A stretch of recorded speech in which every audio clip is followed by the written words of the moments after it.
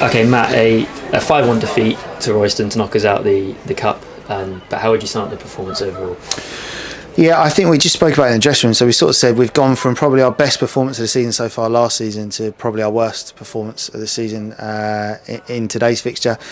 Really frustrating, especially because obviously we having played Royston before, we understand what they're about. They're a really well structured team and sort of well drilled team, and yeah, just we didn't kind of get out the traps today. Although we still created some really good chances in the first half, especially.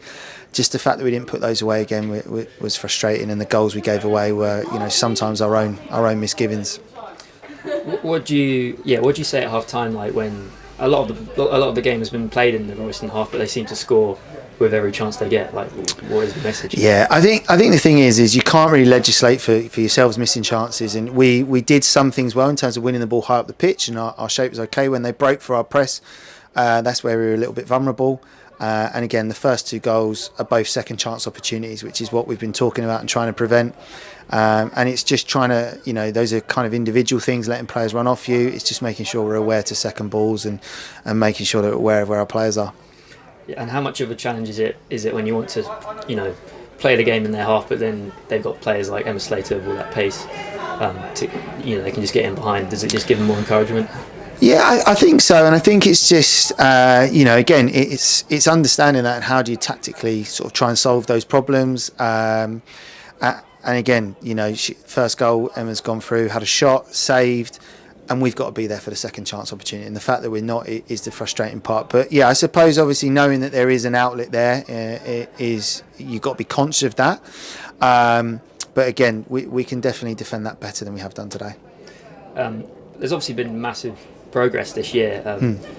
We still are yet really to get the better of Luton and Royston in particular, but how far do you think we are away from being able to challenge them? Yeah, it's an interesting one.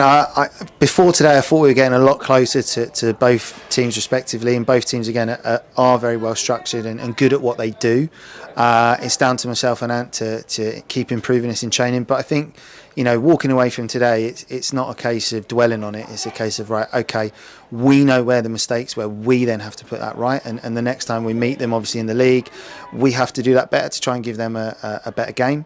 But yeah, I think there's definitely been progress made, and what I hope is that today doesn't halt that progress, that actually it's kind of a bit of a moment where we go, okay, we've been checked, we've now got to keep progressing and move on. So is it all focused now on Watford? Yeah, absolutely, and obviously now we're just going to have league fixtures going on, and obviously the League Cup that we're still in. So I think for us now it's a case of, okay, can we sort of solidify that third place in the league for the rest of the season, and if we can we catch one of the two that are above us? We've got to play 3 games against them, 2 against Luton and 1 against Royston, so there are points there to be won back, but first of all we've got to make sure that we absolutely solidify that third place. Thanks for your time, Matt. Brilliant. Cheers, mate.